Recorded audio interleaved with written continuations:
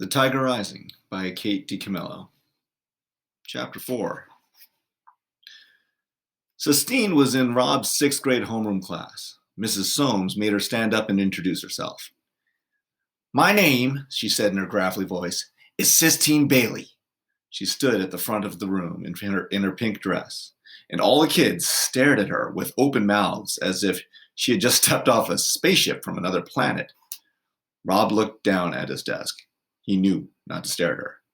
He started working on a drawing of the tiger. "Oh, what a lovely name," said Mrs. Soames. "Thank you," said Sistine. Patrice Wilkins, who sat in front of Rob, snorted and then giggled and then covered her mouth. "I'm from Philadelphia, Pennsylvania," Sistine said, "home of the Liberty Bell. And I hate the South because the people in it are ignorant. And I'm not staying here in Lister. My father is coming to get me next week." She looked around the room defiantly. "Well," said Mrs. Soames, "thank you very much for introducing yourself, Sistine Bailey. You may take your seat before you put your foot in your mouth any further."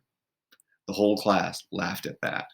Rob looked up just as Sistine sat down. She glared at him. Then she stuck her tongue out at him. "Him!" He shook his head and went back to his drawing. He sketched out the tiger, but what he wanted to do was whittle it in wood. His mother had shown him how to whittle, how to take a piece of wood and make it come alive. She taught him when she was sick.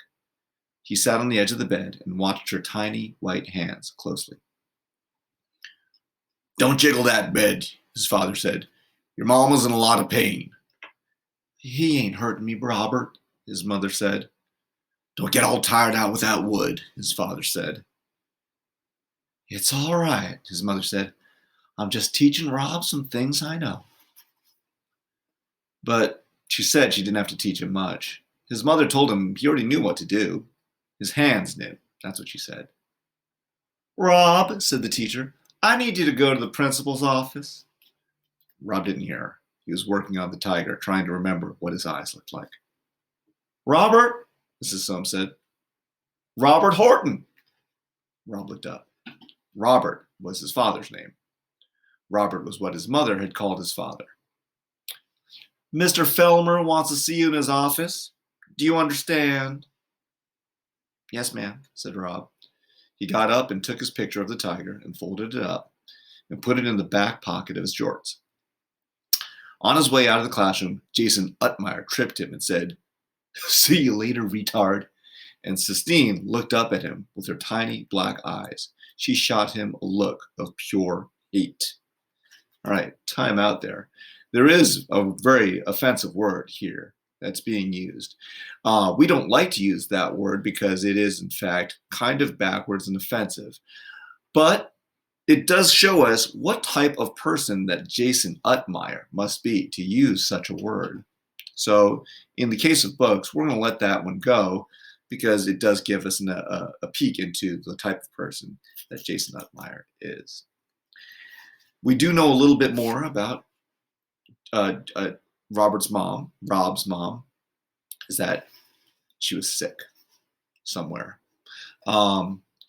So we know that somewhere when we're talking about Rob and his dad living in this new place, it's because his mom was sick and then, of course, died about 6 months ago. But she did teach him how to whittle.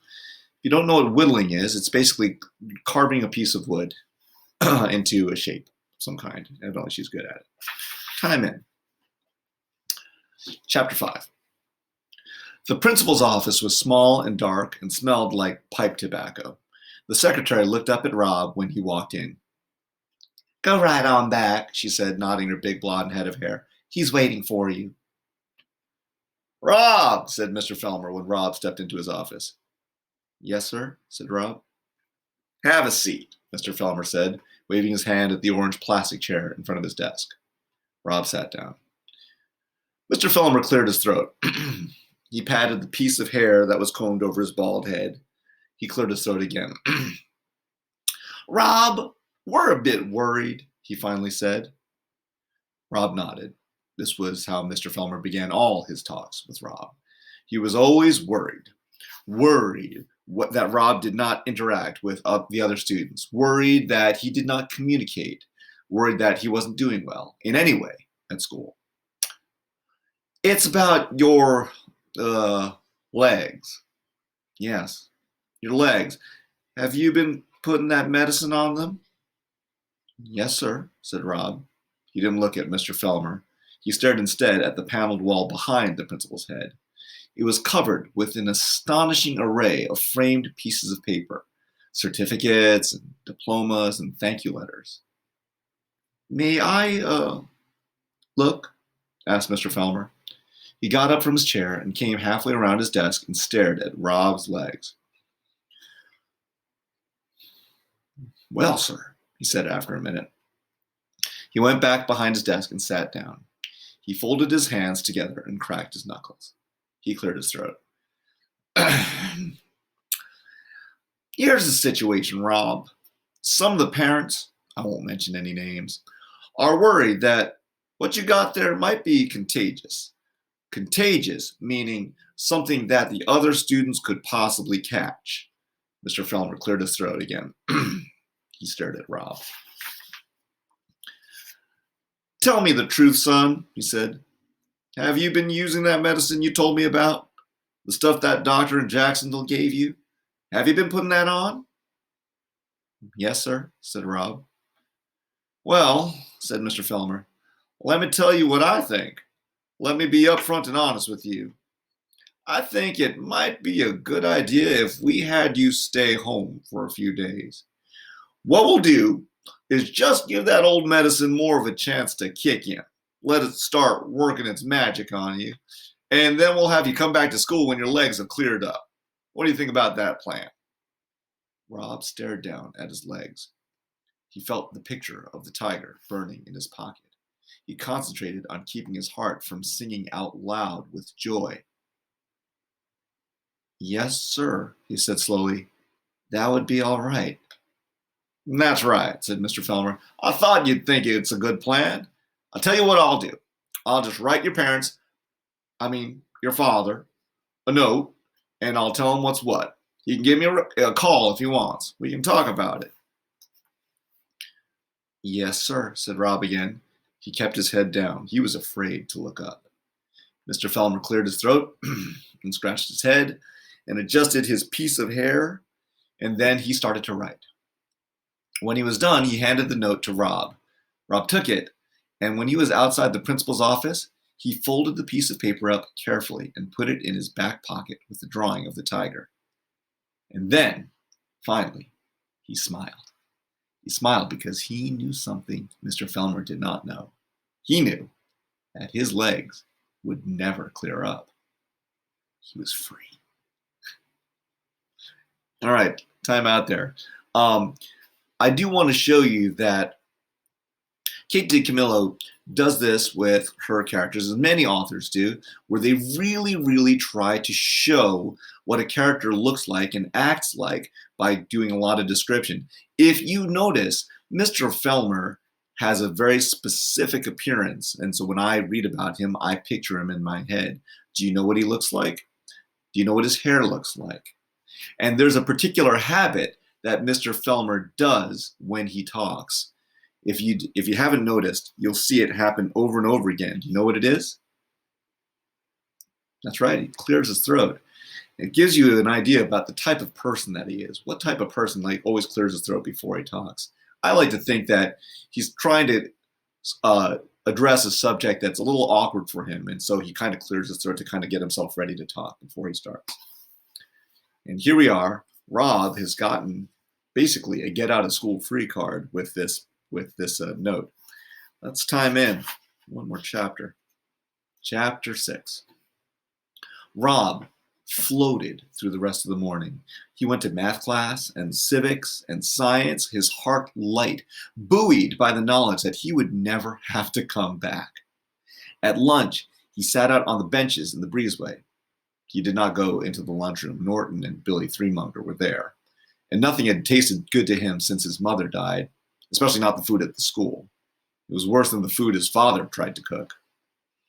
He sat on the bench and unfolded his drawing of the tiger, and his fingers itched to start making it in wood.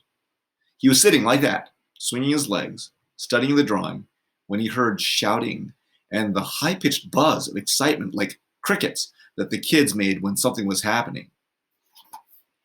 He stayed where he was. In a minute, the faded red double doors of the lunchroom swung open, and Sistine Bailey came marching through them, her head held high. Behind her was a whole group of kids, and just when Sistine noticed Rob sitting there on the bench, one of the kids threw something at her. Rob couldn't tell what, but it hit her, whatever it was.